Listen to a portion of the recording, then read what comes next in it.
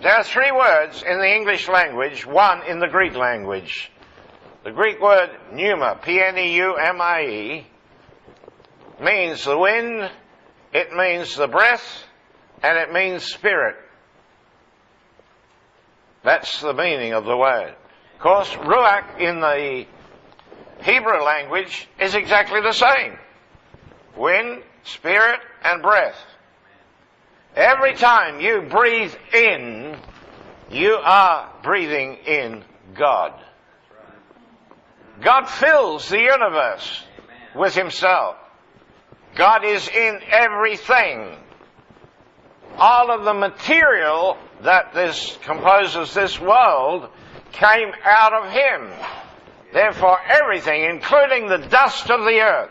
See, people say, our body's from the dust. It's not worth two bob. I mean, the dust is not worth anything. It's the stuff you throw away. And your wife keeps on dusting the furniture and gets a little pile of dust every day. She takes it out and throws it away. Why? Because it's not worth anything. It's valueless. Not for me. Because, you see, that dust came out of God. I'm not talking about the dust on your mantelpiece either. I'm talking about this body now. This body that came from the dust is the temple of God. It's the temple of God. What about that temple in Jerusalem? Tear it down.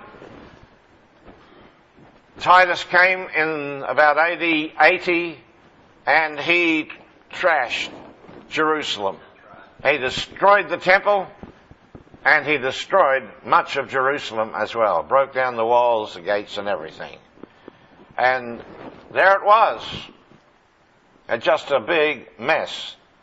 A heap of stones. They had taken all the gold, of course, and all the precious stones and everything else, and the silver and all the things that were in the temple. But you see, that temple of God had been the dwelling place of God during that time. But that was the change when God said, now I'm going to build my own temple.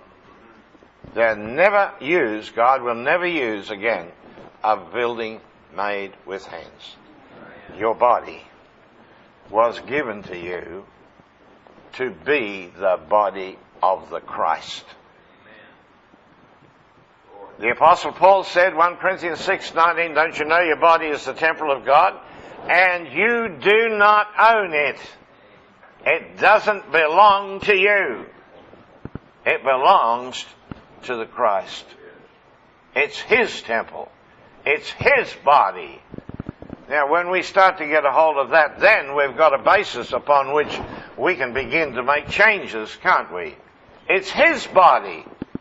It's not your body and it's not my body. So therefore, do we really love God? If we really love God, then we're going to make sure that God is comfortable, that God has everything that He needs, that we could supply to Him. Well, the only thing, of course, that you can give to God is not your dollars and cents. God doesn't have any use for that at all. The only gift, the only offering, the only sacrifice you can give to God is something that God gave to you. You can't give God anything else except what He gave to you, and that's your body. And the reason why many of us have never had the experience of a transformation as far as the body is concerned is because we've never realized it belonged to God. We thought that was my body. And because I've done certain things in my life, and because I haven't been faithful to God as I should have been, well, that's the reason for, the little upsets we have, and the headache once in a while, and a little bit of cancer thrown in here and there. You see, that's all kind of the reason for my mistakes. That's a wrong basis altogether. That's really accusing God of becoming your judge. He is not your judge. God is your Father. And if your children were sick, I'll guarantee you would do anything in the world to take that sickness off them and see them healed. And you think God is any less a Father than that? I don't think so. I think God is just as concerned for us So here we are. Man became a living soul. So in the Garden of Eden, and this is the important issue now for this morning's session, in chapter 2 and verse 21 and 22, we have something here that has been a problem for many, many Christians. Because here it says that the Lord God put Adam to sleep.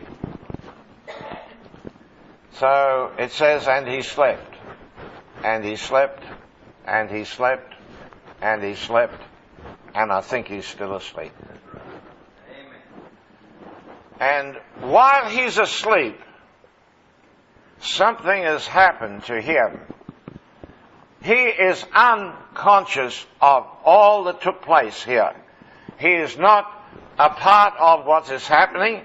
He's not given his agreement to it. He has been put out of the picture, and they have simply, the Lord God simply has reached inside him without going into all of the theology of this thing. He took the female part of Adam out and caused it to become a separate entity. God never created a woman. God never created a woman. You need to know that. Hello, the women, are you still with me? Yes. You still love me? Yes, sir. Good, okay. Well, you obviously know the truth. So you see, God never created a woman. So the Lord God took this female part out from him and then brought this creature to Adam. And he's looking at this creature. Now, he's never seen a woman in his life. I mean, you can just imagine, can't you? I mean, I've seen a lot of women, and, you know, I still blink a little bit sometimes when I see some of them. But this one, he had never seen a woman before. So how did he know who she was? But what does he say? You are bone of my bones. You are flesh of my flesh. Where did the flesh come from? He didn't get that from the Lord God. Where did it come from? All of a sudden, he's got flesh. So, you're bone of my bones, you're flesh of my flesh. And he says, you actually were taken out of me. So I'm going to call you woman. Well, of course, in the Hebrew language, it's Ishor. Why? Because you were taken out of me, and the man is Ish. Man is Ish. So, you see, he knew that this woman was taken out of him. He knew that much, and he knew that that woman now was whatever he is. But he's not the same boy that went to sleep. When this man wakes up, he is not what he was when he went to sleep. He's something else. And this is the whole issue that we're talking about here today. What happened to this man? And what is this creature that became the woman? First of all, it says that man became a living soul. Now, there's no mention of soul until this point in the Bible. God never created a soul. God never created a soul. God created man who was spirit. And spirit is male and female functioning together as one. And when we're talking about spirit, we are not talking about the body. I never said your body is male and female. I said the spirit is male and female. Okay? Now you keep that straight in your mind, because I've had people say, oh, you're talking about homosexuality, you're talking about lesbian. I said, come on. Get your mind out of the gutter and let God lift it up into the heavenly realm. We are speaking spiritually.